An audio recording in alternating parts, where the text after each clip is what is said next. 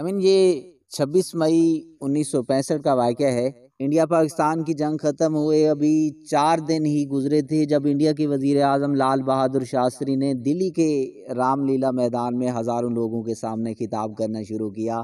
तो वो कुछ ज़्यादा ही अच्छे मूड में थे।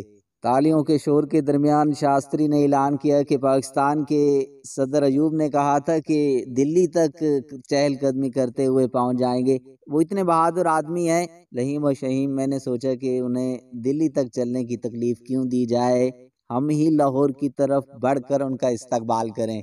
ये वही शास्त्री हैं जिनके 5 फुट 2 इंच के कदावर आवाज़ का अयूब खान ने मजाक उड़ाया था, और फिर उसी अयूब खान ने लाल बहादुर शास्त्री की मैयत को कंधा भी दिया था।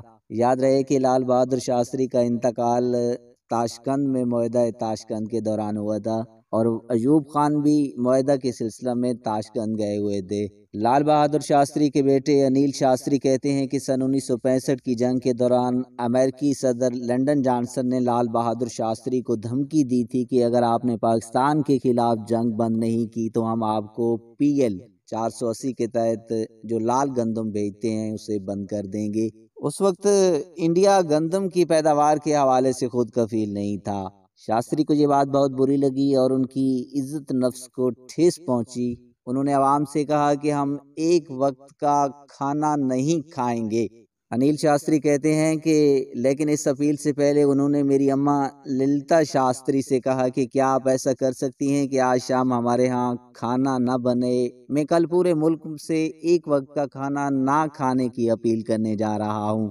मैं देखना चाहता हूँ कि मेरे बच्चे भूखे रह सकते हैं या नहीं। अनिल शास्त्री कहते हैं कि जब उन्होंने देख लिया कि हम लोग एक वक्त बिना खाना खाए रह सकते हैं तो उन्होंने तमाम शहरियों से ऐसा करने के लिए कहा। सन 1963 में कामराज मंसूबे के तहत शास्त्री को नेहरू की काबीना से इस्तीफा देना पड़ा।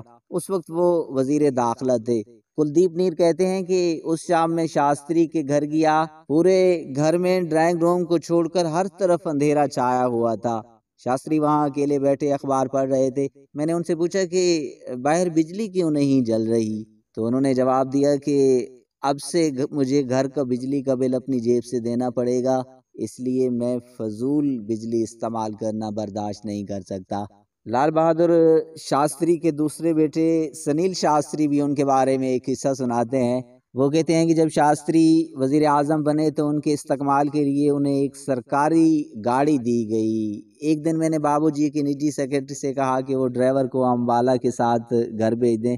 हमने ड्राइवर से कार की चाबी ली और दोस्तों के साथ ड्राइव पर चले गए। देर रात जब हम घर लौटे तो हमने कार गेट पर ही छोड़ दी और घर के पीछे से किचन के रास्ते से घर में दाखिल हुए। मैं जाकर अपने कमरे में सो गया। अगले दिन सुबह 6:30 बजे मेरे कमरे के दरवाजे पर दस्तक हुई। मैंने सोचा कि कोई नौकर दरवाज़ा खटखटा रहा है। मैंने चिल्लाकर कहा कि अभी मुझे तंग ना करो क्योंकि मैं रात देर से सोया हूँ। दरवाजे पर फिर दस्तक हुई और मैंने देखा कि बाबूजी सामने खड़े हैं।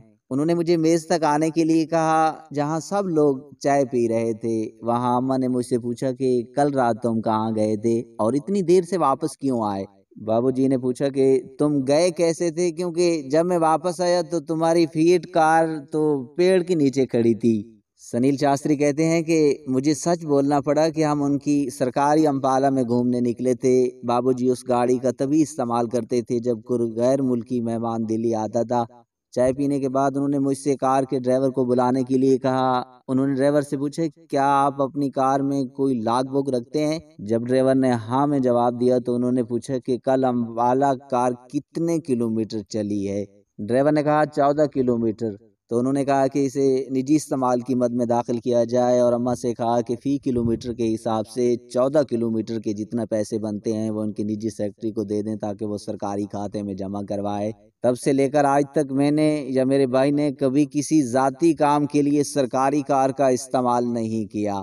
समीन, वैसे पाकिस्तान की तारीख में कौन सा ऐसा वज़ीर आज़म गुजरा है जिसने मुल्क की खातिर इस हद तक सोचा हो?